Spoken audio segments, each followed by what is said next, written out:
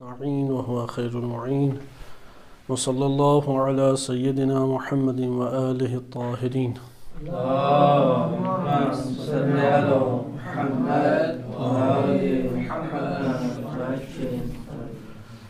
افکار شہید مطہری رحمۃ اللہ علیہ سے معاشرہ اور اس کی اجزاء اور بنیاد کے موضوع کو آپ کی خدمت میں ذکر کیا جا رہا تھا۔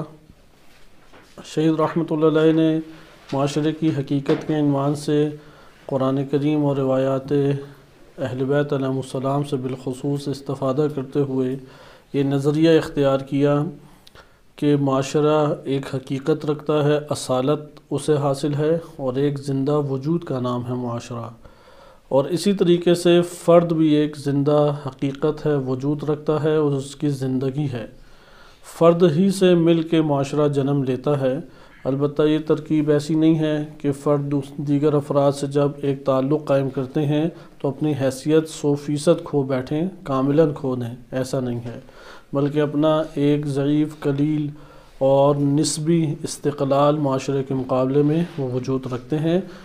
اصالت فرد کے اوپر انہوں نے دلائل دیے، کیونکہ غرب میں افراط و تفریط اس حوالے سے پایا جاتا ہے۔ بعض اصلاً معاشرے کی حقیقت کے قائل نہیں ہیں اور بعض اصلاً فرد کی حقیقت کے قائل نہیں ہیں، جیسا کہ یہ نظریہ زیادہ ابھر آیا کہ فرد کی کوئی حقیقت نہیں ہے، اصل چلے گی تو معاشرے کی چلے گی، اور فرد اس کے سامنے ایک نوع مجبور ہے، اور اس سے غربی حکومتوں نے بڑا فائدہ بھی اٹھایا، نظام انہوں نے وجود دیے، اور اسی طریقے سے یہ نظریات غرب میں کئی جنگوں کا بھی سبب بنے، جیسا کہ نیشنلزم، جسے ہم نے ملت گرائی کے نام سے یا قوم پرستی، وطن پرستی کے عنوان سے بھی آپ کے سامنے بیان کیا، اس کو اختیار کیا، اور اس کے اوپر بڑی 2 جنگیں، جنگ عظیم اول و دوم، انہی بنیادی نظریات کے اوپر ہوئی۔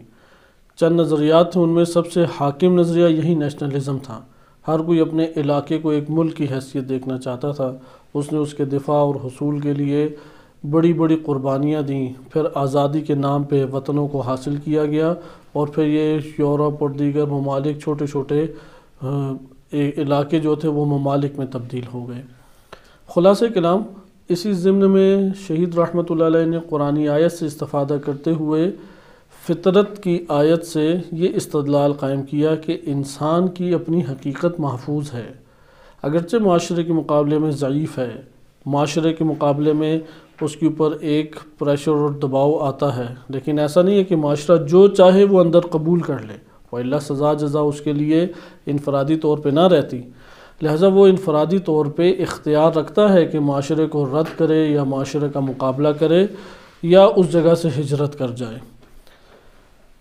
اسی ضمن میں انہوں نے فطرت کو جب بیان کیا تو فطرت اصول مشترکہ ہیں تمام انسانیت کے اندر، انسان ہے تو فطرت ہے، فطرت کے اوپر انسان خلق ہوا، اور اللہ نے اسلام کے اوپر فطرت کو جنم دیا ہے، اور اللہ سبحانہ و تعالیٰ نے فطرت کو اپنے دین کے اوپر خلق کیا۔ یہ ہم نے نکات تفصیل سے پڑھے۔ اس کے مقابلے میں نیشنلزم اختلاف کی بنیاد کے اوپر وجود میں آتا ہے۔ وہ یہ کہتا ہے کہ نہیں، سارے کے سارے ایک نہیں ہیں، مختلف علاقوں میں مختلف قومیں آباد ہیں، اور وہ کسی نہ کسی سبب سے آپس میں جم ہو جاتی ہیں اور ایک شکل اور صورت اختیار کر لیتی ہیں۔ ان کا اپنا وجود اسی وقت برقرار رہ سکتا ہے کہ جب وہ اپنی قومیت کی شناخت کو باقی رکھیں۔ اگر وہ اپنی قومیت کی شناخت کو کھو دیں تو پھر ان کا وجود بھی ختم ہو جائے گا، اور کوئی اور اس معاشرے اور ان افراد کے اوپر آ کے حاکم ہو جائے گا، اور وہ اس کے اندر ڈھل کے اپنی موت مر جائیں گے، یعنی وہ قومی موت مر جائیں گے، وہ دوسری قوموں کے اندر ضم ہو جائیں گے، ڈھل جائیں گے۔ اس لیے انہوں نے ابتدائی جو نیشنلزم تھا اس کی بنیادیں آزادی، حاکمیت اور استقلال، ان 3 نعروں کے اوپر تھیں، اور اسی کے اوپر جنگیں بھی بڑی بڑی ہوئیں، اور اس کے بعد جب ان فتنوں سے دنیا نے کچھ چھٹکارا حاصل کیا تو نیشنلزم چونکہ بے شعوری اور نادانی کا ایک امر ہے اور ہر جگہ ہی یہ پایا جاتا ہے، لہذا اس نے پھر ثقافت کے چہرے کے پیچھے اپنے آپ کو چھپا لیا، لہذا کلچر کے عنوان سے قومیت کو فروغ دیا جاتا ہے۔ دین اسلام نے نیشنلزم کو ابتدائی بنیادوں پر کسی صورت قبول نہیں کیا۔ ہاں، اگر کسی مورد میں نیشنلزم دین اسلام سے کہیں جا کے سازگار ہو جائے اور اس کے ماتحت آ جائے تو ان شرائط کے ساتھ ممکن ہے کہ وطنیت کو، قومیت کو اس عنصر کے دائرے میں رہ کے قبول کیا جا سکے، لیکن یہ نہیں کر سکتے کہ وطنیت یا قومیت کو سب سے سر فہرست قرار دے کے ہر شے کو اس کے ماتحت لے آئیں۔ بعض اس طرح کے امور کے مالک، اس طرح کی سوچ اور فکر کے مالک ہوتے ہیں، اور ہمارے پاکستان میں تو ایک آگ لگی ہوئی ہے تمام ممالک ہی۔ ہم یہ نہیں کہتے ایرانی نیشنلزم نہیں ہے، ادھر نیشنلسٹ دینی طبقہ بھی بہت سارا پایا جاتا ہے۔ وہ ایرانیت کو حاکم سمجھتا ہے دین کے اوپر، یہ فسق و فجور ہے مکتب تشیع کی نگاہ میں۔ وہ کوئی عالم کرے، جاہل کرے، ایرانی کرے، افغانی کرے، کوئی بھی کرے، نیشنلزم دین کے مقابلے میں، کیونکہ اللہ تعالیٰ نے انسانوں کے مجموعے قرار دیے ہیں۔ ایمان کی بنیادوں پہ جو خاندان آباد ہوتا ہے وہ حقیقی خاندان ہے۔ اسی لیے روایات اہل بیت علیہم السلام میں معتبر احادیث میں آیا ہے، نبی صلی اللہ علیہ وسلم نے فرمایا امام علی علیہ السلام کو مخاطب کر کے کہ انا و انت ابوا یا حاذہ الامہ، ابوا حاذہ الامہ، کہ میں اور تم اس امت کے باپ ہیں۔ جناب فاطمہ سیدہ سلام اللہ علیہ کو سیدۃ النساء العالمین، اس جہان اور تمام جہانوں کی سردار قرار دیا ہے، اور تمام خواتین کو ان کے ماتحت قرار دیا ہے۔ وہ سن میں زیادہ نہیں تھی جناب سیدہ علیہ السلام، 20 یا 21 سال ان کی کل عمر ہے، لیکن وہ تمام ماضی، حال، مستقبل اور جنت، بقیہ جہان ہو یا یہ جہان ہو، سب کی پر مافوق ہیں۔ اسی طرح المؤمنون اخوۃ، قرآن کریم نے واضح طور پہ بتایا کہ مومن آپس میں بھائی بھائی ہیں، نہ کہ نسبی جو بہن بھائی ہیں وہ تمہارے لیے ترجیح رکھ لیں۔ لہذا بعض اوقات ایسا ہوتا ہے مومن بھائی وہ ترجیح نہیں رکھتا، وہ جو نسب ہے بہن بھائیوں کا وہ ترجیح رکھ دیتا ہے۔ یہ وہی ہے، نیشنلزم سے قریب ہو جاتا ہے انسان، جو اپنے بہن بھائیوں کو ایمانی بھائیوں کے اوپر یا اپنے بہنوں کو ایمانی بھائیوں کے اوپر ترجیح دینے لگ جائے، اس کا یہی حال ہے۔ وہ ہے کہ نیشنلزم اس کے دل کے اندر قوت سے پایا جاتا ہے۔ ائمہ اہل بیت علیہم السلام نے اس طرح کی ترجیحات اپنی اولادوں میں بھی نہیں دی، یعنی تمام اولاد کو سلمان سے بالا تر قرار نہیں دیا۔ ہاں اگر کوئی افضل تھا، جیسے امام موسیٰ کاظم علیہ السلام کی کہا جاتا ہے 18 یا 21 بیٹیاں تھیں، لیکن فاطمہ معصومہ ایک ہی تھیں۔ بقیہ کے ائمہ علیہم السلام نے ان کے جناب سیدہ فاطمہ قم سلام اللہ علیہ کے بارے میں صحیح سند روایت وارد ہوئی ہے کہ من زارہا فلہ الجنہ، جس نے، یا من زار فاطمہ بقم کے مختلف تعبیرات ہیں، جس نے فاطمہ معصومہ علیہ السلام کی فقط قبر کی زیارت کی، اللہ نے اس کے لیے جنت قرار دی ہے۔ اب یہ ان کی مقام اور منزلت کو بیان کرتا ہے۔ کیا بقیہ بیٹیاں بھی اسی رتبے کی مالک تھیں؟ ایسا نہیں ہے۔ لہذا یہاں سے ہمیں یہ بات سمجھ آئی کہ نیشنلزم کی بنیاد ہے وہ قومیت کے اوپر علاقائی طور پہ ایک جمگھٹا اکٹھا ہو جائے تو، اور اس کے اوپر ان کے اپنے تقاضوں کے اوپر ہے نیشنلزم کی بنیاد۔ اس کے مقابلے میں دین اسلام کی جو بنیاد ہے وہ فطرت کے اصولوں کے اوپر اور معیارات کے اوپر ہے۔ لہٰذا نیشنلزم ہمیشہ اختلاف کا سبب بنتا ہے۔ جب اپنے بہن بھائی آپ کر لیں تو تب اختلاف شروع ہو جاتا ہے۔ خاندانوں میں کتنے جھگڑے ہیں، میاں بیوی میں جھگڑے کبھی ختم ہی نہیں ہوتے۔ لہٰذا جب اس طرح کے خاندانی جھگڑے بیجا آ جائیں، بیجا حمایتیں آ جائیں، جیسے پاکستان میں ہے کہ اگر کوئی ہمارا ادارہ ہے اس کے ظلم و ستم بڑے ہوئے ہیں تب بھی انہوں نے اس کی حمایت کرنی ہے۔ کوئی حکمران آ جائے، کوئی انہوں نے نہیں دیکھنا مسلم ہے غیر مسلم ہے، اہل بیت علیہ السلام کے دین پر ہے ان کے دین پر نہیں ہے، اس کی حمایت شروع کر دینی، اور ایسی حمایت کہ جیسی واقع امام علیہ السلام کے نمائندے کی کرنی چاہیے۔ تو یہاں سے آپ نے ملاحظہ کیا کہ افراط و تفریط معاشرے میں جنم لیتی ہے۔ لیکن ادھر ایک سوال پیدا ہوتا ہے کہ جو وطن اور وطن کے عنوان سے انسان کے اوپر جو ایک عنوان آتا ہے، ایک لیبل لگتا ہے، اس کی کوئی قدر و قیمت بھی ہے یا نہیں؟ اس کا کیا دائرہ کار ہے؟ دین اسلام کا کیا موقف ہے؟ نیشنلزم کی نظر میں تو ہر چیز اس کے ماتحت ہے۔ سب سے پہلے مثلا تم پاکستانی ہو اور پاکستان ہے، اس کے بعد پھر کچھ اور سوچو، تم نے اس کے علاوہ نہیں سوچنا۔ نیشنلزم کا تو یہ درس ہے۔ ایرانی کو کہتے تم ایرانی ہو پہلے، پھر کچھ اور سوچو۔ افغانی کو کہتے تم افغانی ہو پہلے، کچھ اور سوچو۔ ہندوستان کو کہ تم پہلے ہندوستانی ہو، اس کے بعد کچھ اور تمہارے لیے سوچنا ہے، کوئی مذہب رکھتے ہو، حق ہے یا غیر حق ہے. حتیٰ کہ یہاں پہ بعض درس خارج بھی دیے جاتے ہیں اطلاعات اور انٹیلیجنس کے فقہی احکام کے ذیل میں. تو تمام ممالک میں ناانصافی ہیں، فقط ایسا نہیں ہے کہ ایک خاص ملک ہو، کیونکہ اداروں کو ترقی پاتے ہوئے اور تمام قوانین کی رعایت کو برپا کرنے کے لیے ایک وقت چاہیے، ایک زمانہ چاہیے.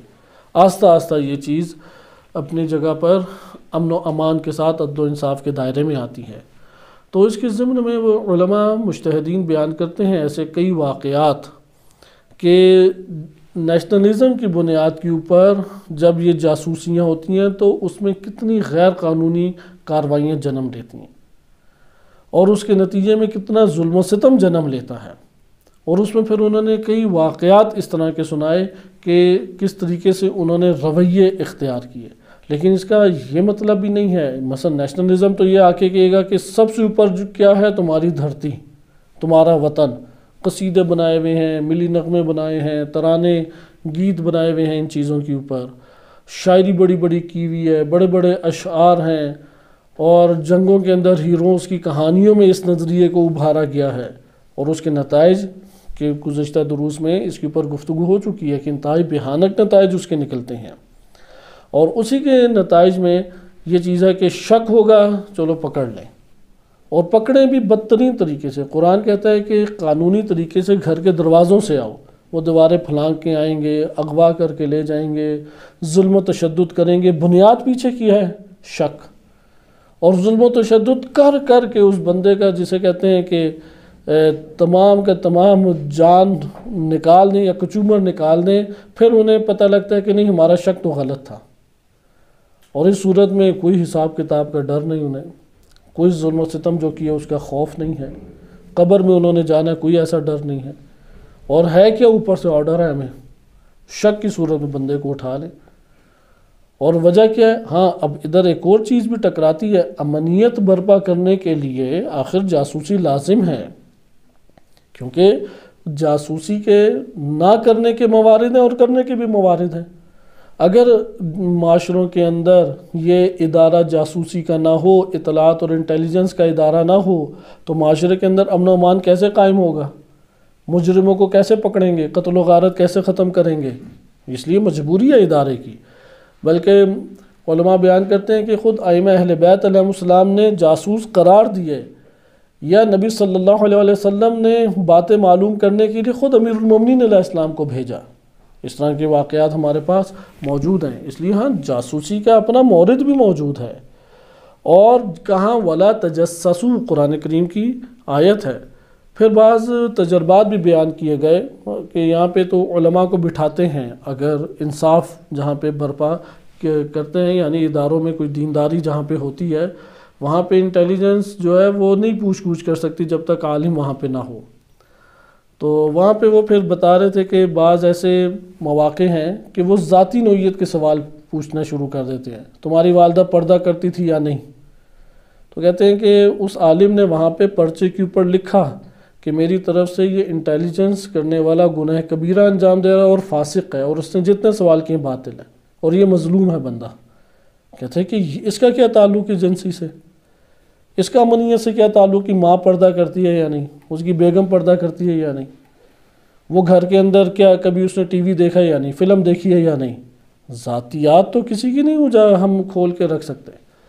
لہٰذا آپ نے دیکھا کہ جب نیشنلزم کی طرف آتے ہیں تو نیشنلزم یہ درس دیتا ہے کہ دھرتی سب کچھ ہے اور تم کسی قانون کے پابند نہیں ہو. اس لیے ادھر انہوں نے ایک سوال ابھارا، اگر امنیت کو خطرہ ہو، یعنی ناامن حالات ہونے کا اندیشہ ہو، اور عدالت بھی وہاں پہ عدالت سے امنیت ٹکرائے، تو کس کو برپا کرنا چاہیے؟ ایک سوال ابھرتا ہے یا نہیں؟ اگر عدالت اور امنیت آپس میں، یعنی عدالت برپا کریں تو کئی قبائل کھڑے ہو جاتے ہیں، دشمن کو کچھ پروپیگنڈا کرنے کا موقع ملتا ہے. ہم کس کو برپا کریں؟ آیا معاشرے کے اندر امن و امان کو برپا کریں، یا وہ دشمن جو ہے اس سے ایک ناجائز فائدہ اٹھا سکتا ہے، اس کو مد نظر رکھیں، یا عدل کو برپا کریں؟ اسلام یہاں پہ اگر آپ نیشنلزم کی طرف آ جائیں تو کیا جواب ہے؟ وہ واضح ہے کہ تم اپنی دھرتی، قومیت، اپنے تشخص کو بچاؤ، یہ عدل و انصاف کی باتیں رہنے دو، یہ لمبے اخلاقی درس جو ہیں وہ ٹھیک ہے اپنی جگہ پہ۔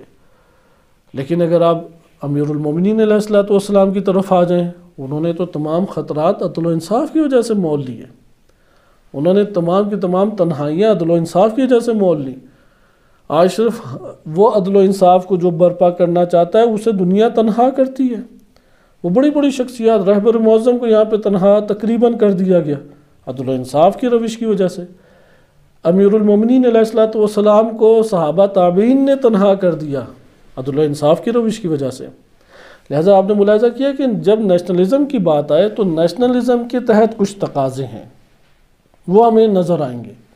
وہ کہے گا کہ یار تمہیں اپنے گھر بار ہے، تم اپنے گھر بار کی سوچو، تمہیں اس سے کیا کہ ہمسایہ ملک کیا کرتا ہے، فلاں ملک کیا کرتا ہے، فلاں کیا کرتا ہے، تمہیں اس سے کیا لینا دینا۔ پھر ملک کو بچانے کے لیے جتنے شیطانی منصوبے بن سکتے ہیں وہ بناؤ۔ یہ نیشنلزم کا نتیجہ ہے۔ جتنے شیطانی منصوبے ہیں بنانا چاہتے ہو بناؤ۔ مثلا تہمتیں لگانی ہے، تہمتیں اگلے پہ لگا دو۔ مثلا آپ نے دیکھنے کہ اگر دینی حلقہ مضبوط ہو رہا ہے، دینی حلقے کا بندہ پکڑا اور اس کے اوپر جھوٹے کیس بنائے اور پورے خبر نامے میں چلا دیے، ہم نے فلاں جو ہے اس کو پکڑ لیا اور اس نے فکر افکار ہمسائے ملک سے اس کے بنے ہوئے تھے اور اس نے اتنے بڑے جرائم کیے، اسے مار پیٹ کے اس کا ریکارڈ کروا لیں۔ آخر بندہ مرتے ہوئے کیا آخری کرے کہ ٹھیک ہے تم نے یہ اگلوانا ہے اور میری جان چھوٹ سکتی ہے تو اگلوا لو۔ اکراہن و جبرن تو منہ سے ادا کیے والے جانے والے الفاظ کی کوئی قدر و قیمت نہیں ہوتی۔ لہذا آپ نے ملاحظہ کیا کہ اگر نیشنلزم کا نظریہ کوئی اپنے وجود کے اندر قائم کر لے تو اس سے شیطانی منصوبے بنتے ہیں، اس سے ظلم و ستم معاشرے کے اندر جنم لیتا ہے۔ اس میں شیعہ سنی تفریق نہیں ہے، برابر ہے۔ بلکہ آپ پاکستان کے اندر جائیں، ممکن ہے کہ اکثریت تشیع جو ہے وہ آپ کو حتیٰ علماء میں بھی نیشنلسٹ ہی نظر آئے، انہوں میں بھی آپ کو دکھائی دے گا کہ یہ نیشنلسٹ ہی ہیں۔ کم افراد ہیں کہ جنہوں نے دینی ضابطوں کو تھاما ہوا ہے۔ جہاں نیشنلزم ہے وہاں ظلم و ستم ہے، جہاں نیشنلزم ہے وہاں پہ تباہ کاریاں موجود ہیں۔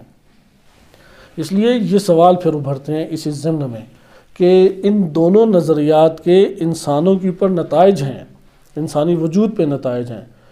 عموماً یہ سمجھتے ہیں نیشنلسٹ لوگ کہ یہ چونکہ پاکستان یا کوئی بھی ملک، ایران ہے یا افغانستان ہے یا امریکہ وغیرہ بھی اسی طریقے سے، کہ جو نیشنلزم کا قائل نہیں ہے اور وہ مثلا دین کو ترجیح دیتا ہے تو یہ کسی اور ملک کے ہاتھوں میں اپنے ملک کو ممکن ہے بیچ دے گا، حالانکہ یہ بات درست نہیں ہے۔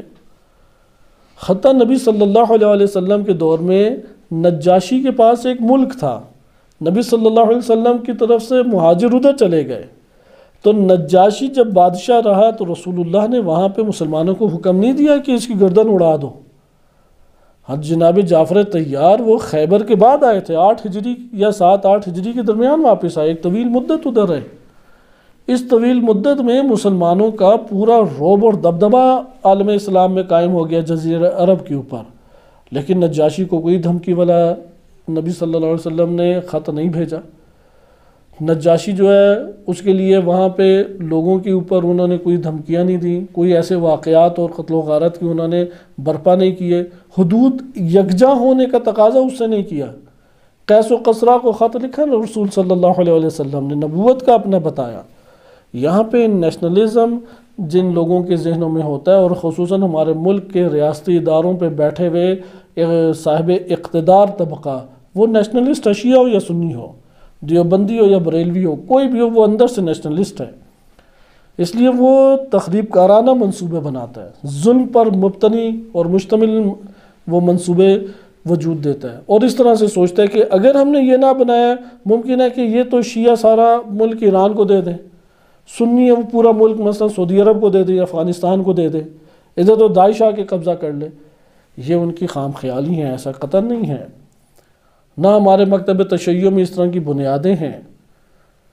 اس لیے مملکت اسلامیہ کی جو حدود ہیں وہ دین تشیع میں قرآن کریم سے جو استدلال علامہ طباطبائی نے کیا وہ جغرافیائی حدود ہی نہیں ہے کہ ہم جغرافیائی حدود کو ایک کرنے کو مملکت اسلامی قرار دے دیں، بلکہ اس کی حدود ہے کہ جہاں مسلمان معاشرہ آباد ہے، چاہے وہ فسق و فجور انجام دیتا ہے یا نمازیں پڑھتا ہے، فرق نہیں پڑتا، مسلمان ادھر بستے ہیں، وہ مملکت اسلامی شمار ہوتی ہے۔ امریکہ کی ایک بڑا ریاستیں ہیں، ان ریاستوں میں مثلا ایک چھوٹا سا شہر ہے، وہ چھوٹا سا شہر اکثریت اہل اسلام کے اوپر مشتمل ہے، مسلمان ہیں، اور اس کے آس پاس ہزاروں کلومیٹر کوئی مسلمان آبادیاں نہیں ہیں، وہ علاقہ کیا شمار ہوگا؟ وہ مملکت اسلامی شمار ہوگا، اس پر فقہی حکام اس کے مطابق آنا شروع ہو جائیں گے۔ لہذا دین اسلام میں یہ نظریہ بہت واضح ہے کہ اللہ سبحانہ وتعالیٰ کی حاکمیت کے ذیل میں اس کا غلبہ ہر جگہ ہونا چاہیے، نہ کہ قومیت کا۔ ادھر گھمانے پھرانے کی بڑی کوشش کی ہے، ایک شبہ ایجاد کی ہے قرآنی آیات سے لا کے، اور وہ انشاءاللہ تعالی ہم اگلے مرحلے میں پڑھیں گے، جس میں انہوں نے ثابت کرنے کی کوشش کی ہے کہ بالآخر قرآن بھی نیشنلزم کا درس دیتا ہے۔ لِتَعَارَفُوا سورہ حجرات کی آیت سے انہوں نے استدلال کیا، تمہیں مذکر مؤنث اللہ نے خلق کیا ہے اور شعوب اور قبائل میں تقسیم کر دیا ہے، لِتَعَارَفُوا تو تمہاری پہچان، تمہاری ہستی، تمہارا تشخص، تمہارا وجود یہ تو قوم اور قبائل سے ہے، اور قوم اور قبائل جہاں پہ آباد ہوتے ہیں ان کی قومیت اور قبائلیت کی حفاظت تم نے نہیں کی تو لِتَعَارَفُوا تم کھو دو گے۔ تو اس جگہ پہ انشاءاللہ تعالی ہم پڑھیں گے کہ دین اسلام یہ نہیں کہتا کہ تم اپنے تعارفوں کی حد تک تمہاری کوئی شناخت ہی نہ رہے، وہ یہ کہتا ہے کہ نیشنلزم یا تعارفو یا قبائلیت و شعوبیت یہ حاکم نہیں ہونی چاہیے، یہ غالب نہیں ہونی چاہیے، اسے اپنے دائرے کے اندر رکھنا چاہیے۔ ادھر سے یہ بحث شروع ہو جاتی ہے کہ پھر وطن کی جو موجودہ ہمارے پاس حدود ہیں ان کی کیا قدر و قیمت ہے۔ اس جگہ پہ ہم نے اس نقطے کو ابھارا کہ وطن کہتے کسے ہیں، پہلے آپ اس چیز کو حل کریں، کیونکہ آپ جب ان بنیادوں کو حل کریں گے آپ کو بہت سارے نظریات، مختلف طرز تفکر جو ہماری تاریخ میں نظر آتے ہیں، انتخاب کا موقع مل جائے گا، کس کا نظریہ مناسب تھا۔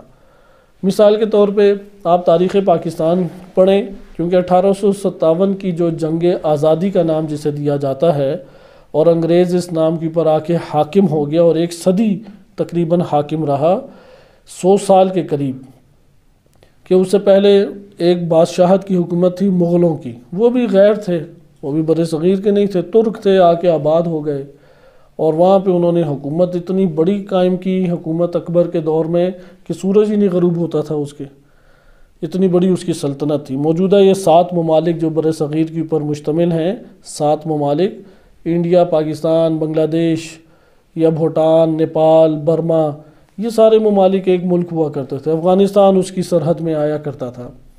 اسی طریقے سے اور آپ پیچھے چلے جائیں، ممکن ہے انڈونیشیا، ملائیشیا تک کوئی نہ کوئی اس کی حدود پہنچ جاتی ہوں۔ یہ ترک تھے، آ کے قابض ہو گئے، بہرحال 1857 میں ان کو بھگا دیا۔ اب جب بھگا دیا، چونکہ وہ لوگ بادشاہ آئے تھے جو کہ ایک قسم کا لوٹنے کے لیے یا دنیا داری کے لیے آئے ہیں، اس لیے اسلام فروغ نہیں پایا، ہندو اسی طرح سے رہا۔ اکثریت اس پورے خطے کی اکثریت آج بھی آپ ملا لیں ان سب ممالک کو، افغانستان، پاکستان، انڈیا، سری لنکا، بھوٹان، مالدیپ، بنگلہ دیش، برما، آپ ان کو ملا لیں، اکثریت کس کی آبادی ہے؟ آیا مسلمان کی یا ہندو کی؟ ہندو کی آبادی ہے، کیونکہ انہوں نے دین اسلام کے لیے ادھر قدم نہیں رکھا۔ یہ لٹیرے تھے جو آئے، شیر شاہ سوری اس کے گیت گائے گئے، یہ لوٹنے کے لیے سارے آئے تھے۔ آئے روز ایک بادشاہ حملہ کرتا، جیسے نادر شاہ ہے کہ اس نے آ کے حملہ کیا اور مسلمانوں کو بے دردی سے بے دریغ قتل کیا۔ اور نیشنلسٹ جو ایرانی ہیں، نیشنلسٹ ایرانی، انہوں نے کیا قصے اس کے لیے بنائے ہوئے ہیں، ایک عالم دین نے یہ قصہ اربعین پہ سنایا، اس کو بقیہ ایرانیوں نے بھی خوب کوسا پکڑ کے۔ بزرگ سفید ریش عالم دین ہے، اب بیٹھے ہوئے خوشحال موڈ میں بات چیت کر رہے تھے، تو حرم میں توسیع کا کام ہو رہا ہے، وہ اس میں بھی اپنے طور پہ شامل ہے، تو نادر شاہ کا اس نے تذکرہ کیا۔ اس نے کہا کہ آپ کو پتہ ہے نادر شاہ نے جو دلی میں حملہ کیا تھا وہ امام علی علیہ السلام کے حکم سے کیا؟ تو ادھر اعتراض تو فوراً ہی نہیں کیا، میں نے بھی کیا، دیگر نے بھی کیا۔ اب اس کا قصہ کیا تھا کہ نادر شاہ وہ راتوں کو اضطراب کی حالت میں تھا، بے چین، اسے حکم ملا کہ نجف میں آؤ، اور زیارت کرو حرم امام علی علیہ السلام کی۔ وہ بے چینی میں اسی طرح سے 2-3 دن اضطراب کاٹ کے سفر کے لیے نکل کھڑا ہوا، ادھر پہنچا، اور جو خواب میں دیکھا تھا وہی شخصیت اسے ملی، وہ اسے حرم لے گئی۔ حرم میں پھر اس نے رو دھو کے معافیاں مانگی اور رات گزاری، اور رات کو امام علی علیہ السلام نے حکم دیا اور کہا کہ جاؤ دلی میں اور وہاں جا کے تم اسلام کا پرچم گاڑ کے آؤ۔ تو اس نے پھر جا کے اسلام کا پرچم وہاں پہ گاڑا۔ اس لیے نادر شاہ کا حملہ، نادر شاہ کا یہ بھی نہیں پتہ شیعہ تھا سنی تھا، کوئی اس کے پیچھے خبر بھی نہیں ہے، اور فسق و فجور امام علی علیہ السلام مسلمانوں کا خون بہانے کے لیے درس دیں گے۔ اپنے دور میں تو انہوں نے اس کو برپا نہیں کیا۔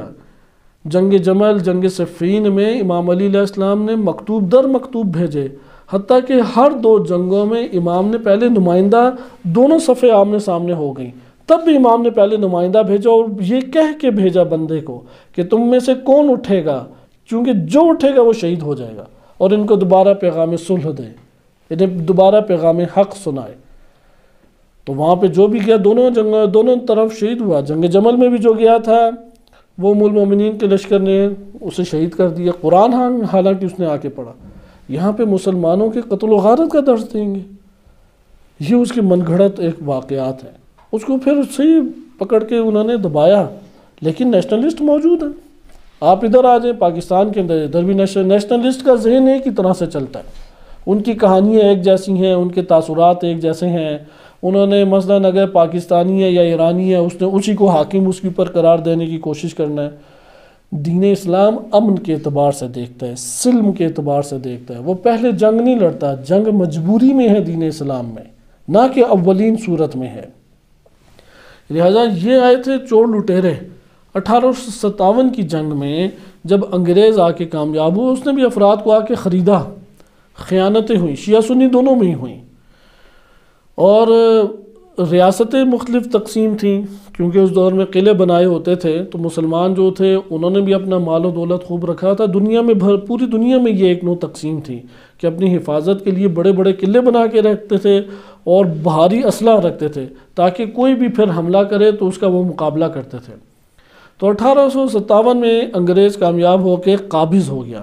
اب جب قابض ہوا تو اس نے ہندو مسلم دونوں کو ہی دبایا تھا، تو یہ آزادی کا سوچتے رہتے تھے کیسے آزاد ہوں۔ ہندو بھی آزاد ہونا چاہتا ہے اور مسلمان بھی۔ ہندو سازشی طور پہ آزاد ہو کے مسلمان کے اوپر بھی قبضہ کرنا چاہتا تھا، کیونکہ پہلے تو اس طرح ریاستیں نہیں تھیں، پہلے الگ الگ ریاستیں تھیں، ایک ملک نہیں ہوا کرتا تھا۔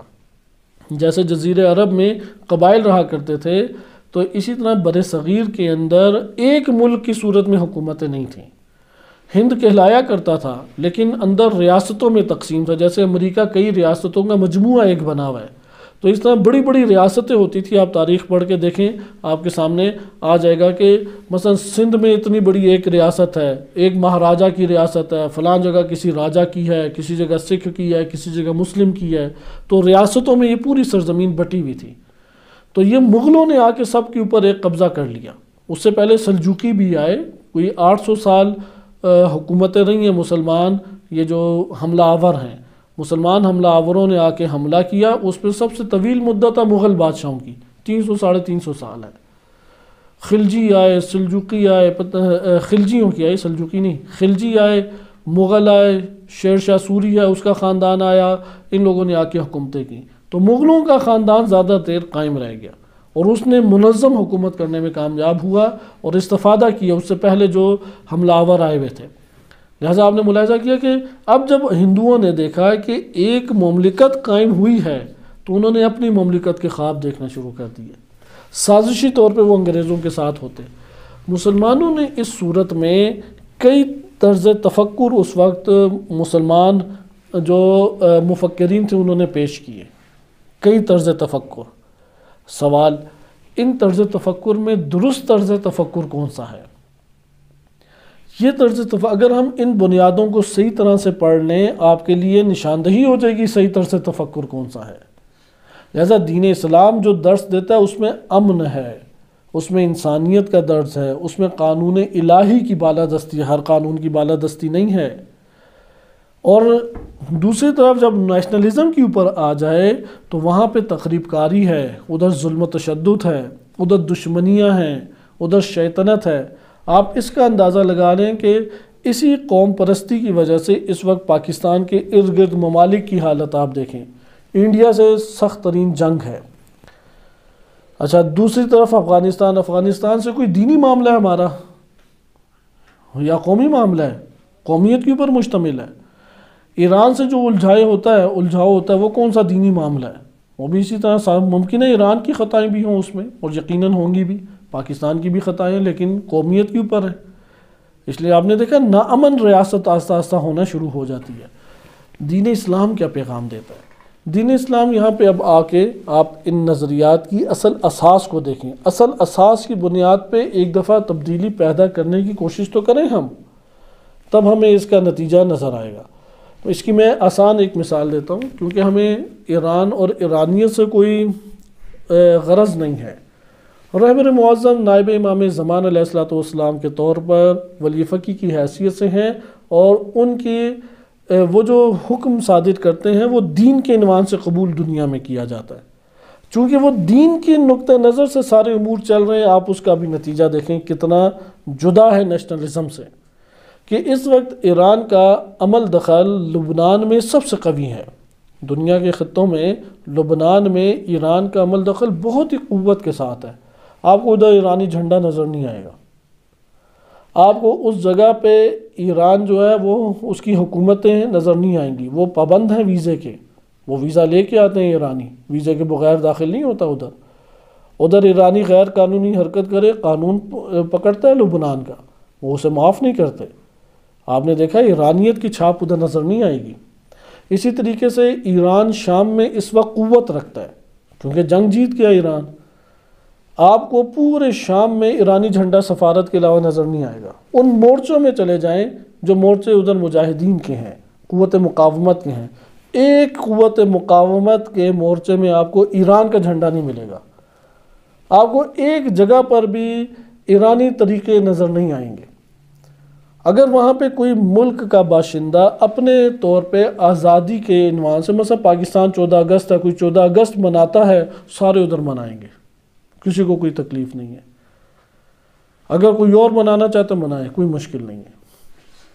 ادھر آپ کو تصویروں کے اعتبار سے بھی کوئی نیشنلزم نظر نہیں آئے گا، وہ بلکہ ابھاریں گے اپنے شہداء کو، آپ ابھاریں، آپ کے شہداء کے اوپر وہ نام رکھیں گے۔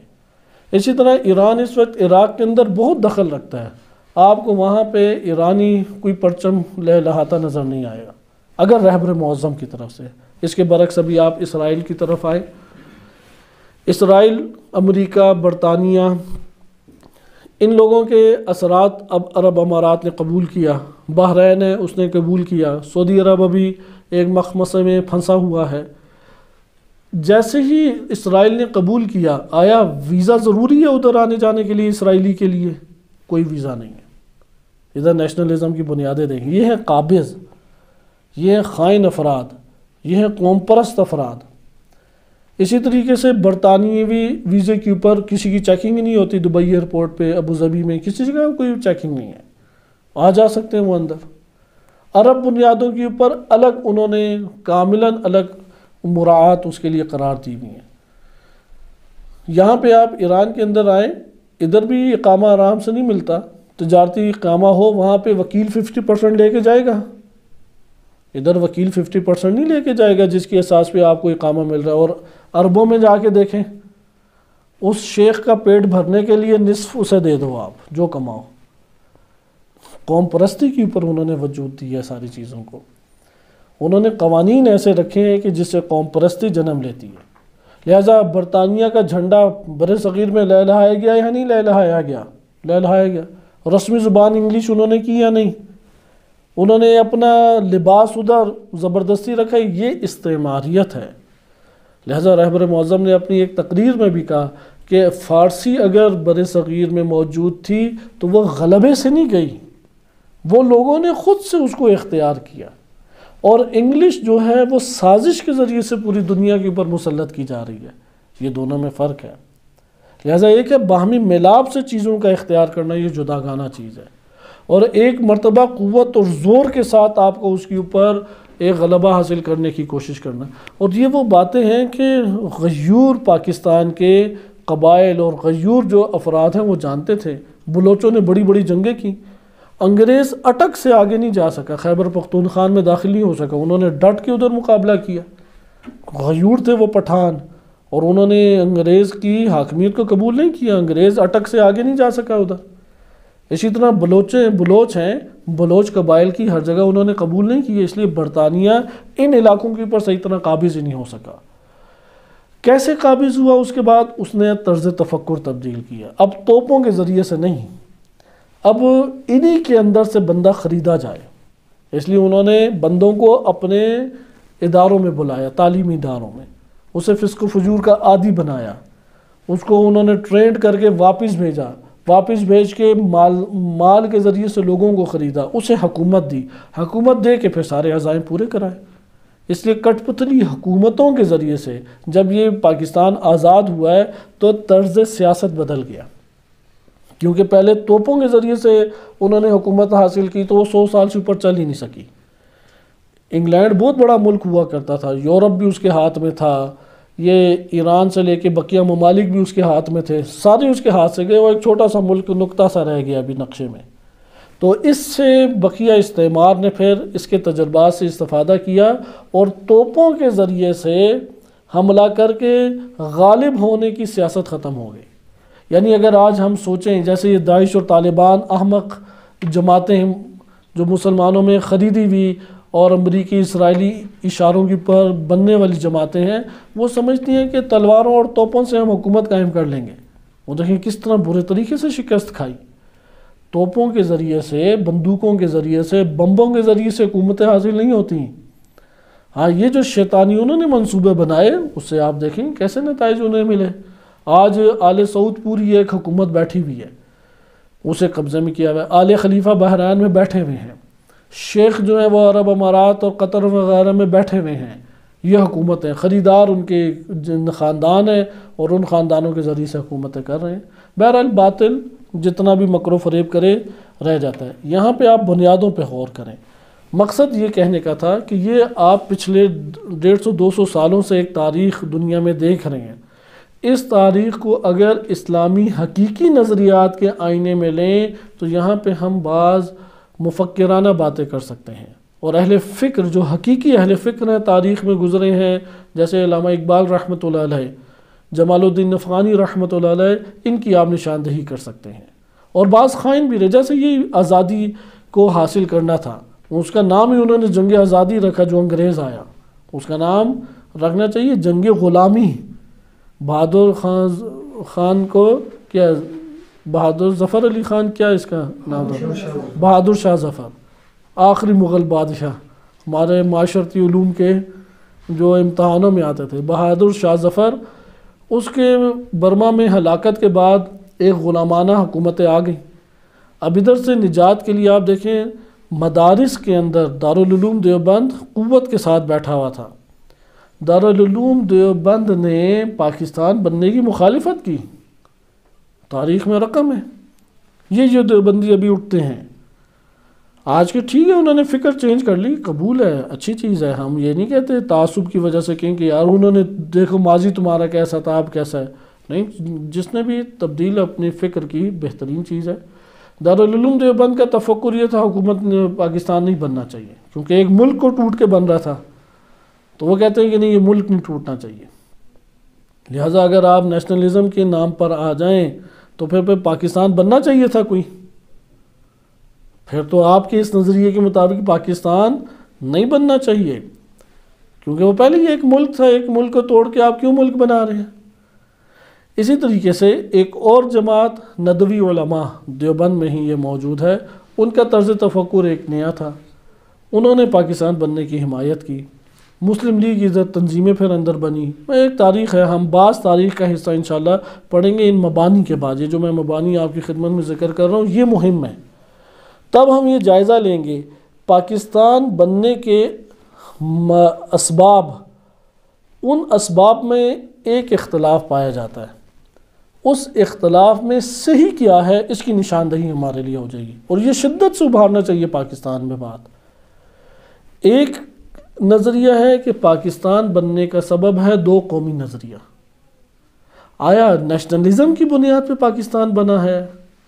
دوسرا نظریہ نہیں، پاکستان بنا ہے لا الہ الا اللہ کی بنیاد پر۔ دونوں باتیں ہمارے پاکستان میں قبول موجود ہیں۔ پاکستان کا مطلب کیا؟ لا الہ الا اللہ، معروف ایک نعرہ ہے، ماضی سے ایک عرصہ دراز سے چل رہا ہے، 1 صدی سے پرانا ممکن ہے کہ یہ نعرہ ہو، جو 70 سال تو پاکستان کو ہو گئے ہیں، اس سے پہلے بھی یہ نعرہ لگتا رہا ہے جب پاکستان بننے کے لیے کاوشیں تھیں۔ لیکن پڑھایا کیا گیا حکومت میں؟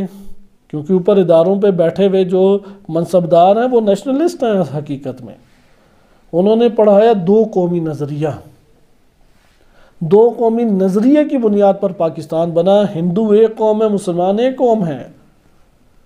آیا یہ جو قومی نظریے کی بنیاد پہ پاکستان کا یہ رواج دیتے ہیں اور کہتے ہیں لا الہ الا اللہ کی بنیاد کے اوپر نہیں بنا، تو اس کی بنیاد پہ پاکستان کے اندر پھر مزید تقسیم ہونی چاہیے یا نہیں؟ 2 قومی نظریہ آئے، ابھی تو 4 قومیں ہوگی، بریلوی ایک قوم ہے، دیوبندی ایک قوم ہے، لڑتے رہتے ہیں آپس میں، اور شیعہ اس میں سے ایک قوم ہے، سنی اس کے مقابلے میں ہے، پھر تو 4-5 حصوں میں پاکستان تقسیم کر دیں۔ یہ مذہبی قومیں ہیں، کیونکہ 2 قومی نظریے کو مذہب کی نگاہ سے انہوں نے دیکھا۔ اچھا آپ ملکی نگاہ سے دیکھ لیں، ایک بلوچ ہے، ایک پختون ہے، ایک پنجابی، ایک سندھی ہے، 4 پاکستان۔ 2 قومی نظریہ فساد اور فتنے کا سبب ہے اگر اس کے اوپر وہ قومیت کو لے کے آتا ہے۔ پاکستان بنا ہے لا الہ الا اللہ کی بنیاد پر، یہ موقف ہر شیعہ کا موقف ہونا چاہیے۔ حتیٰ کہ بعض تو ایسے ہیں، ایک دوست بتا رہے تھے، سرجن ہیں ایک ان کے جاننے والے، ملنگ ٹائپ شیعہ ہیں، یعنی ماتمی ماشاءاللہ بڑے اچھے ہیں، مجالس کراتے رہتے ہیں۔ تو وہ کہتے ہیں کہ ان کا یہ کہنا تھا کہ علماء کی قدر نہیں کرتے، جیسے ہوتے ہیں نادان لوگ قوموں کے اندر۔ امام خمینی رحمۃ اللہ علیہ کے بارے میں کہ اللہ تعالیٰ ان کے اوپر رحمت نازل فرمائے، قوموں کو نجات دینے والی ہستی ہیں امام خمینی رحمۃ اللہ علیہ، کہ یہ سارے جو آپ مسائل دیکھ رہے ہیں یہ بابا خمینی کے مسائل ہیں، ان کے جملے تھے۔ کہتے ہیں یہ سارے کے سارے مسائل یہ انہوں نے امام خمینی نے ابھارے ہوئے ہیں، وہ نہ ہوتے نہ کوئی شیعہ قتل ہوتا، نہ کوئی سنی حملہ کرتا، نہ کوئی یہ فسادات ہوتے، نہ ملک کے اندر ایسی باتیں چلتی۔ تو وہ بہرحال پکڑے گئے فوراً ہی، ادھر چند دیندار بیٹھے تھے تو ان کو خوب شرمندگی بھی ہوئی اس کے اوپر، لیکن سوچ پائی جاتی ہے ہمارے معاشرے کے اندر۔ اسی طرح ممکن ہو کہ کرنل جرنل ہے، اس کی سوچ اسی طرح کی ہو، سرجن ہے اسی طرح کی سوچ ہو۔ یہ ہیں باہر کی پیداوار، کیونکہ باہر سے وہ ڈگری لے کے آئے ہوئے تھے، تو باہر سے جو انہیں پڑھایا جاتا ہے پھر وہی ادھر پاکستان میں آ کے وہی گند بلا ان سے نکلتا ہے۔ تو اس کا نتیجہ کیا ہے کہ امریکہ کو آنے دو، برطانیہ کو آنے دو، ادھر تو انسان اور کتا برابر ہے۔ پاکستان کے بارے میں ان کی یہ رائے ہے، انسان اور کتا ادھر برابر ہے، برطانیہ میں قانون ہے، اس لیے اس کی قدر کرو، کیونکہ انہوں نے دیکھا ہی انگریز کو، پلے بڑے ہی ایک نجاست میں جو پلا بڑا ہو اس کی سوچ اور فکر اسی طرح کی ہوگی۔ لہذا ایسے افراد یہ شیعہ سنی سے بالاتر ہو کہ معاشرے کے اندر نیشنلسٹ لوگ موجود ہیں، نیشنلسٹ جماعتیں اندر موجود ہیں۔ آئیں مبانی کی طرف کہ پاکستان کی اگر آپ بنیاد لا الہ الا اللہ قرار دیتے ہیں، اس کا غلبہ ہونا چاہیے۔ اس کے غلبے کا تقاضا یہ ہے کہ فلسطین کی حمایت کی جائے۔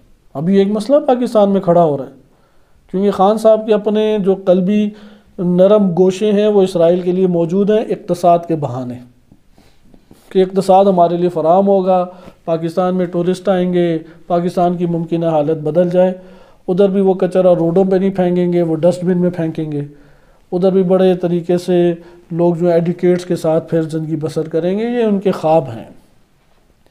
تو اس لیے ایک نرم گوشہ وہ رکھتے ہیں ہمارے اوپر جو حکمران حکام بالا بیٹھے ہوئے ہیں۔ اب سوال 2 قومی نظریے کے تحت ٹھیک ہے ہندو مسلمان الگ ہو گئے، ہم مسلمان ہیں، اب ایک قوم ہے مسلمان، قوم کے عنوان سے وہ ایک فیصلہ کر لیتے ہیں تو ٹھیک ہے، لیکن لا الہ الا اللہ کی اگر بنیاد کے اوپر دیکھا جائے تو وہاں تک مملکت الہی موجود ہے۔ ویسے تو تمام کی تمام جگہ یہ اللہ کی مملکت ہے، لیکن اگر اسلام کے ماننے والے اور قانون اسلام کو اگر مد نظر رکھا جائے، جہاں اسلامی معاشرہ ہے وہ مملکت اسلامی کا حصہ ہے۔ اور پاکستان میں لا الہ الا اللہ کی بنیاد پہ کس کی حمایت ہونی چاہیے؟ جہاں پر مسلمان موجود ہے۔ کفر کے مقابلے میں مسلمان کی حمایت، ظلم کے مقابلے میں عدل و انصاف کی حمایت۔ اس لیے کلمہ لا الہ الا اللہ کو غالب ہمیں کرنا چاہیے۔ یہ وہ ہمارے افکار تھے کہ جو عوام الناس کے اندر بھی پہلے پائے جاتے تھے۔ اگر آپ 1947 کے زمرے میں قبائل ہی کا جائزہ لے لیں تو ان کے دلوں میں شدید نرم گوشہ دین اسلام کے نام پہ پایا جاتا تھا۔ وہ شدید متنفر تھے انگریز اور انگریز کی استعماریت سے۔ آہستہ آہستہ اسے دیکھیں کس طرح سے تبدیل کرنے کی کوشش کی گئی۔ اس لیے یہ آپ کی خدمت میں جو بنیادیں پیش کی جا رہی ہیں، آپ نے ملاحظہ کیا کہ یہ کتنا اہمیت کا حامل ہے۔ آپ اس سے یہ اندازہ لگائیں، کیونکہ سیاست کے موضوعات، سیاست دینی تناظر میں سیاست کا تفکر اگر کسی قوم میں موجود نہ ہو، وہ قوم حتماً و حتماً غلام بن کے زندگی بسر کرتی ہے، حتماً و حتماً۔ لہذا سیاسی تفکر حقیقی وہ قوم کے اندر اجاگر کرنا یہ وظیفہ ہے ہم سب کا۔ 1947 کے اندر آپ ملاحظہ کریں، حقیقی تفکر سیاسی نہ ہونے کی وجہ سے کتنا دینی طبقہ اپنی جگہ پہ بیٹھا رہا، شیعہ سنی دونوں ہی بیٹھا رہا۔ دیوبند نے تو واضح انکار کیا۔ اچھا، کیا وہاں پہ سارے کے سارے شیعوں نے ادھر کوئی فکری طور پہ جدوجہد کی؟ آپ یہ دیکھیں گے انہیں اموال دیے شیعوں نے، زمینیں انہوں نے اپنی پیش کی۔ مفکرین کہاں پہ ہیں کہ جو سیاسی تبصرہ کریں؟ کہاں پہ ہیں کہ جو فکری استدلال سے بات کریں اور بتائیں کہ کس کی بات جو ہے وہ درست ہے اور کس کی بات درست نہیں ہے؟ کس نے وہاں پہ ایک تحریک اور موومنٹ کو چلایا مختلف علاقوں کے اندر؟ لہذا ایک تاریخ ہمیں اس طور پہ وجود میں ہے، کیونکہ عالم اسلام ہے بالآخر۔ عالم اسلام اگر مختلف گروہوں میں تقسیم ہوتا ہے یہ ایک الگ چیز ہے۔ ہمیں بعنوان عالم اسلام اور امت اسلامیہ کے دیکھنا چاہیے۔ کیوں امت اسلامیہ زوال پذیر ہو گئی؟ اس زوال پذیری میں ہر ایک فرقے کا حصہ ہے، کسی کو آپ مستثنا نہیں قرار دے سکتے۔ اگر امت اسلامیہ کے اوپر آ کے استعمار حاکم ہو گیا ہے، ادھر شیعہ ہو، سنی ہو، بریلوی ہو، دیوبندی ہو، وہ سارے کے سارے اس میں شریک ہوئے ہیں۔ اور اس میں شریک ہونے کا ایک بڑا سبب ہے حقیقی سیاسی فکر کا اجاگر نہ ہونا، جس کے مبانی قرآن اور احادیث کے اندر موجود ہوں۔ جب اس تناظر سے جائزہ نہ لیا جائے، یہی انحطاط فکری آ جاتا ہے۔ اور اگر یہ والا تفکر موجود ہو تو جس طرح مرزا حسن شیرازی رحمۃ اللہ علیہ تمباکو کی حرمت کا فتویٰ دیا، ان کے ایک سامرا میں ہوتے تھے، الگ ملک میں تھے، ایران کے لیے فتویٰ جاری کیا، اور بادشاہ کی جو بیوی ہے اس نے بھی اپنے حقے توڑ دیے اور تمباکو کے اوپر پابندی لگا دی۔ بادشاہ نے اسے حکم دیا تو اس نے کہا تم بادشاہ ہو، میرے وجود کا جو مالک ہے وہ کوئی اور ہے، وہ اللہ کی ذات ہے، میں اس کے حکم کی کیسے مخالفت کروں ادھر؟ لہٰذا آپ نے ملاحظہ کیا کہ یہ جو مملکت اسلامیہ کی حدود ہیں اس سے جغرافیہ متاثر نہیں ہوتا ہمارا، جغرافیہ کی حدود سے بالاتر ہو کے اس کے احکام پوری کی پوری زمین کے اوپر جاری ہوتے ہیں۔ اس لیے وہ اصل بنیادوں کو سمجھیں، ان بنیادوں کے دائرے میں رہتے ہوئے وطنیت کے لیے ہم یہ کوششیں کریں۔ چند منٹ ہمارے پاس باقی ہیں، میں ان مبانی کی پھر آپ کے سامنے صرف ایک ترتیب بیان کر دوں اور اس کی تفصیل انشاءاللہ تعالی ہم اگلے درس میں ملاحظہ کریں گے۔ ان مبانی میں پہلا مبنا وہ حاکمیت الہی ہے، جس کی نظر میں جتنی حاکمیت الہی کا عنصر جنم لے لے اتنا امن و امان اس جگہ پہ قائم ہو جاتا ہے۔ حاکمیت کس طریقے سے ہے یہ ایک جداگانہ بحثیں ہیں، لیکن اگر ہم اس عنوان کو بھی مان لیں تو کم سے کم ایسے ہم امور انجام نہیں دیں گے کہ اللہ کے مقابلے میں دشمن خدا، دشمن اسلام، دشمن مسلمین اس کی حاکمیت پیدا ہونا شروع ہو جائے۔ یعنی ممکن ہے ادھر کوئی کہے کہ اچھا اللہ کی حاکمیت تم کیسے برپا کرو گے، خلافت کے ذریعے، امامت کے ذریعے؟ یہ تو جھگڑا ہو گیا آپس میں، مسلمانوں میں تو اختلاف پیدا ہو گیا، خلافت کے ذریعے حاکمیت تم نے برپا کرنی ہے یا امامت کے ذریعے حاکمیت برپا کرنی ہے؟ ہم کہتے ہیں ٹھیک ہے ابھی آپ ان دونوں کی پر بحث نہ کریں، آپ اسے تو قبول کرتے ہیں نا، اقتدار اعلیٰ اللہ تعالیٰ کیا ہے، اس کی حاکمیت ہے۔ جب اس کی حاکمیت ہے تو اپنی ریاست اور اپنے ملک میں ایک اجنبی طاقت، غیر اسلامی جو قوتیں ہیں ان کو غلبہ کیوں دیتے ہو؟ تم ایسے منصوبے کیوں بناتے ہو کہ وہ غالب آ جائیں؟ تم ایسا کیوں کلچر پرموٹ کرتے ہو کہ وہ غالب آ جائیں؟ تم ایسے کیوں اپنے طور طریقے سیاست کے ایجاد کرتے ہو کہ وہ غالب آ جائیں؟ دشمن قوتیں غالب آ جائیں، اگر کوئی اس بات کا قائل ہو جائے تو وہ اس بات کو تسلیم کرے گا۔ نمبر 2، ہم کیونکہ اس مورد میں ابھی بحث کرنا مقصود نہیں ہے کہ نظریاتی بنیادیں حاکمیت کے عنوان سے، ہمارا مقصد نیشنلزم اور قوم پرستی کے عنوان سے ہے، اس لیے ہم مبانی بھی اسی جہت سے بیان کریں گے۔ پہلا نقطہ صرف اشارہ ہے کہ یہ بحث اپنی جگہ پہ موجود ہے اور یہ سیاست کے باب میں پڑھی جاتی ہے، اس لیے اس سے ہم کنارہ کش نہیں ہو سکتے۔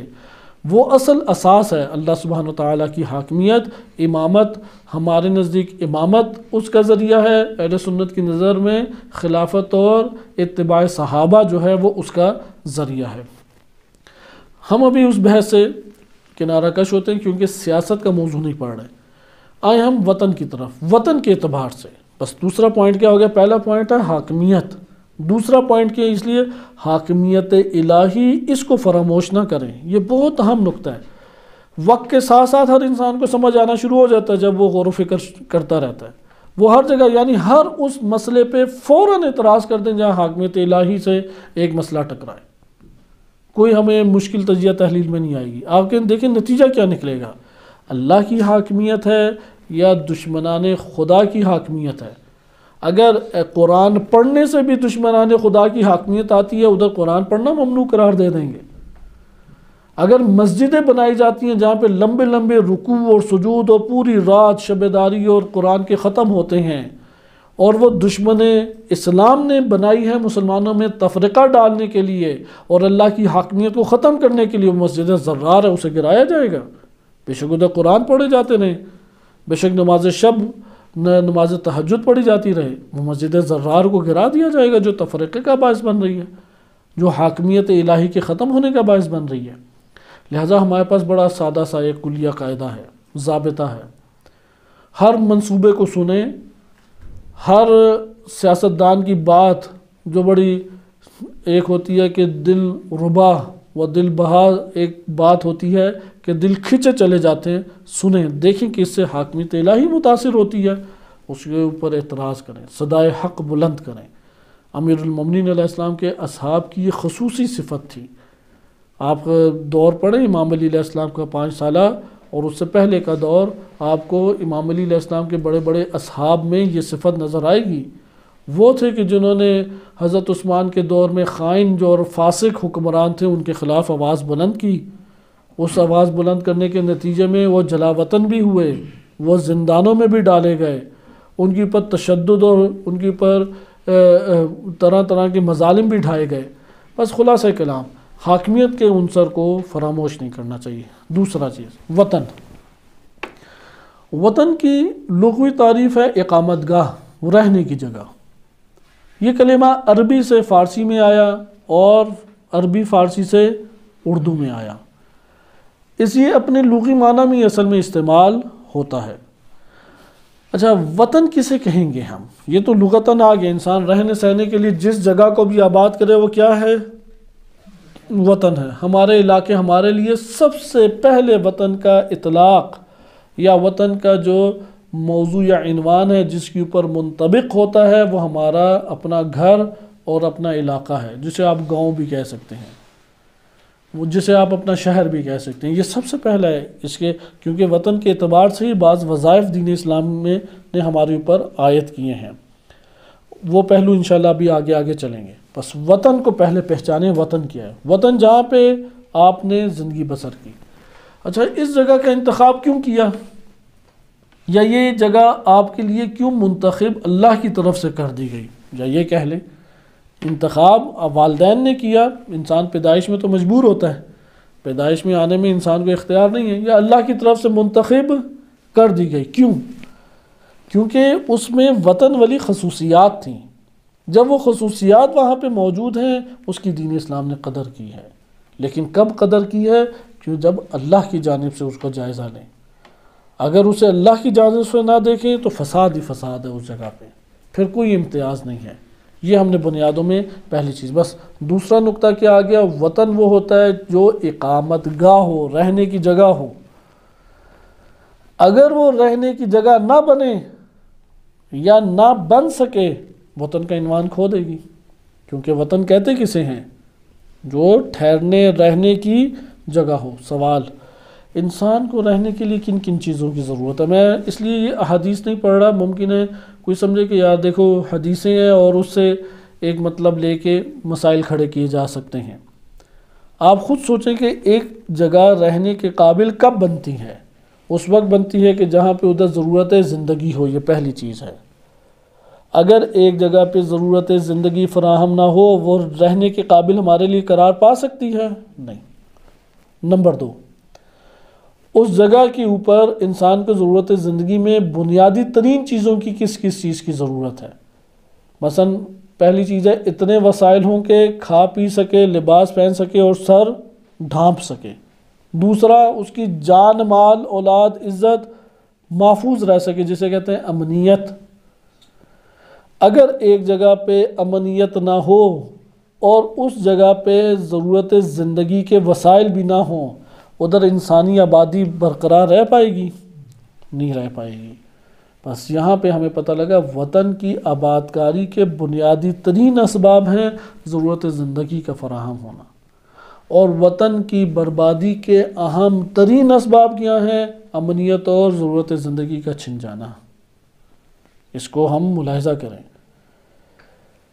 ایک تیسرا سبب بھی بنتا ہے، وہ دین اسلام کی خاطر ہے، وہ ایک ہم بعد میں اسے دیکھتے ہیں، لیکن ابھی سے وطن کی ابتدائی ترین اس میں ہم کیسے انتخاب ہوتا ہے جگہ کا؟ ضرورت زندگی کے تحت۔ یہ بات مشترک ہے، روایات نے بھی کی ہیں یہ باتیں، آیات نے بھی اسے بیان کیا ہے، یعنی اشارے ہمارے پاس موجود ہیں آیات کریمہ میں، اور جو غیر مسلم ہے وہ بھی اس بات کو قبول کرتا ہے۔ زندگی ایک جگہ کب آباد ہوتی ہے؟ کہ جب وہاں ضرورت زندگی ہو۔ نمبر 2، امنیت ہو۔ ہم نے جتنی بھی احادیث پڑھی تھیں وہ اسی باب سے تھی۔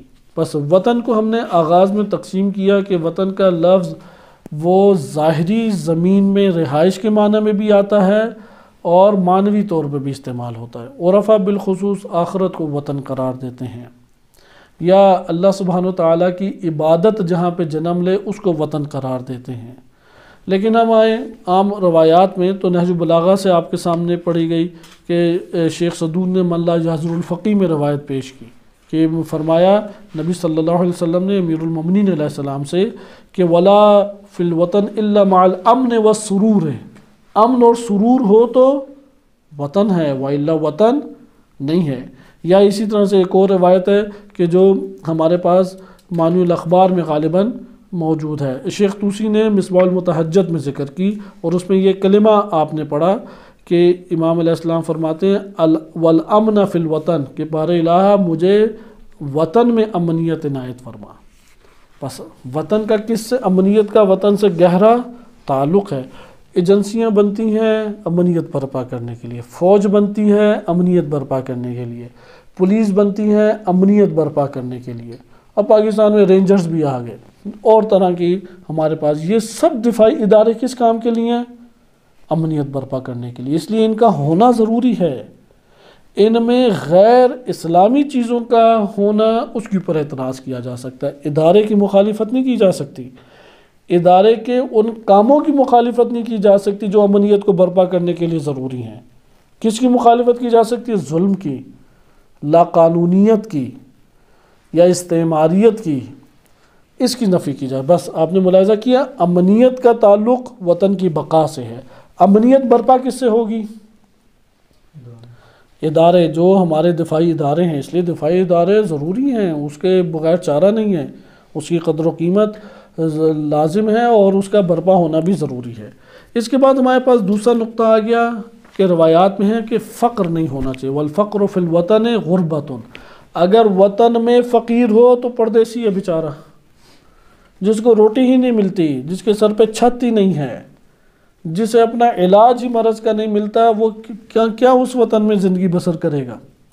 لہٰذا وہ پردیسی بن جاتا ہے، اور جس جگہ پہ بھی فقر آتا ہے وہاں پہ خیانتیں ملک کے خلاف بڑھ جاتی ہیں، اس لیے ملک ٹوٹنا شروع ہو جاتا ہے۔ دنیا میں جتنے ممالک ٹوٹے ہیں اس میں ایک بڑی وجہ یہی فقر ہے کہ حالات اقتصادی خراب کیے گئے اور سازشی طور پہ پھر ادھر آگے بڑھ کے یہ دنیا کے نقشوں میں اکثر نقشے اوپر نیچے ہوئے ہیں اسی مسئلہ فقر کی وجہ سے کہ وہاں پہ اقتصادی حالات خراب کر کے ادھر ایک فساد برپا کیا۔ تیسری چیز ہے حماقتوں کا وجود۔ یہ وطن کے ہونے میں کیا ہے کہ تم حماقتیں نہ کرو، عقل و شعور اور دانائی سے زندگی بسر کرو۔ اگر کوئی حماقتیں کرتا ہے تو حماقتوں کے نتیجے میں وطن کھو جاتا ہے۔ غرر الحکم میں امیر المومنین علیہ الصلوۃ والسلام سے منقول ہے الحمق فی الوطن غربتن، وطن میں احمق حضرات جو ہوتے ہیں وہ پردیسی زندگی بسر کرتے ہیں۔ اس وقت پاکستان کو اس حالت میں جنہوں نے پہنچائے وہ نادان احمق سیاستدان ہیں، نادان احمق اداروں کی پر بیٹھے ہوئے منصوبہ بنانے والے افراد موجود ہیں، وہ نادان احمق عوام الناس میں طبقات ہیں جو دشمن کے لیے استعمال ہوتے ہیں اور ٹارگٹ کلر بن جاتے ہیں، اپنوں کو ہی مارتے ہیں۔ آخر بے نظیر بھٹو ٹارگٹ کلر ہوئی، ضیاء الحق ٹارگٹ کلر ہوا، اسی طریقے سے مشرف ہے اس کے بعد 5 حملے ٹارگٹ کلنگ کے کیے گئے۔ یہ کیسی پاکستان کے اندر امنیت؟ کس نے وہاں پہ، اور ان سے اوپر کوئی عہدہ ہی نہیں ہے اور کوئی طاقت ہی نہیں ہے اس سے اوپر۔ تو ادھر سعید حکیم تھا، ایک حکمت کا کام کرتا تھا، لوگ اس سے خوشحال ہوتے تھے، ٹارگٹ کلنگ میں مارا گیا۔ بڑے بڑے علماء ہیں، بعض بڑے اچھے علماء کہ جو غیر متعصب علماء تھے، جیسے غلام مرتضیٰ ایک عالم تھے بریلویوں میں یا دیوبندیوں میں، ٹارگٹ کلر ہوئے۔ شہید عارف حسانی رحمۃ اللہ علیہ ٹارگٹ کلر ہوئے۔ آپ ملاحظہ کریں کہ کس طرح سے وہاں پہ یہ ہیں احمقانہ طبقات۔ یہ ٹارگٹ کلر کہاں سے آیا؟ اسے دیگر ریاستوں نے خریدا اور وہ اپنی حماقتوں کی وجہ سے پورے ملک کو داؤ پہ لگا بیٹھا۔ لہٰذا آپ نے ملاحظہ کیا حماقتیں ہوں تو وطن بھی پردیس میں تبدیل ہو جاتا ہے۔ اسی ضمن میں اب ایک چیز، یہ ہمارے ہاں وطن کی ظاہری بنیادیں ہیں، یہ جو میں نے آپ کے سامنے پڑھی ہیں، یہ وطن کی یعنی وطن کی بنیاد امنیت میں ہے۔ امنیت نہ ہو وطن ختم ہو جائے گا۔ وطن کی بنیاد سرور میں ہے، ضرورت زندگی پوری ہو تو وہاں پہ وطن ہوگا، وإلا وطن ختم ہو جائے گا۔ وطن کی بنیاد استغنا میں ہے، جیسے ایک روایت امام کی ہے، امام فرماتے ہیں الغربۃ لیس فی الغربۃ عار، پردیسی ہونا کوئی اہانت یا ذلت کی بات نہیں ہے کہ تم پردیسی ہو، تم بے وطن ہو۔ العار فی الوطن الافتقار، تمہارا محتاج ہونا وطن کے اندر یہ ذلت اور تمہاری ذلت اور رسوائی ہے۔ یعنی اگر وطن کے اندر فقر میں زندگی بسر کرے اور پوری ریاست آپ کے ہاتھ میں ہے، یہ ذلت اور رسوائی ہے، اس لیے اس سے وطن ختم ہوتا ہے۔ انشاءاللہ تعالی اگلے مرحلے کے وطن کے امور بیان کریں گے کہ وطن کا ایک تعلق ہمارے نفوذ میں طبعی طور پر ہے، طبیعت انسانی میں وطن سے تعلق پایا جاتا ہے۔ قرآن کریم نے اس طبیعت کا انکار نہیں کیا، اگرچہ ایک حدیث ہے کہ حب الوطن من الایمان ہے، شیعہ سنی دونوں کتب میں یہ ضعیف ہے، اصلا شیعہ کتب میں تو آئی نہیں ہے، سنی کتب سے یہ مکتب تشیع میں آئی ہے، لیکن آئے سرے سے ہی باطل ہے معنی، کیونکہ اس حدیث تو نہیں ہے، حدیث کی نسبت نہیں دے سکتے۔ تو ہم اگلے درس میں انشاءاللہ یہ ملاحظہ کریں گے کہ طبی تعلق کیسے بنتا ہے انسان کا، اور اس طبی تعلق کے نتیجے میں وطن کے کیا احکام سامنے آتے ہیں۔ وصلی اللہ علی سیدنا محمد وعلی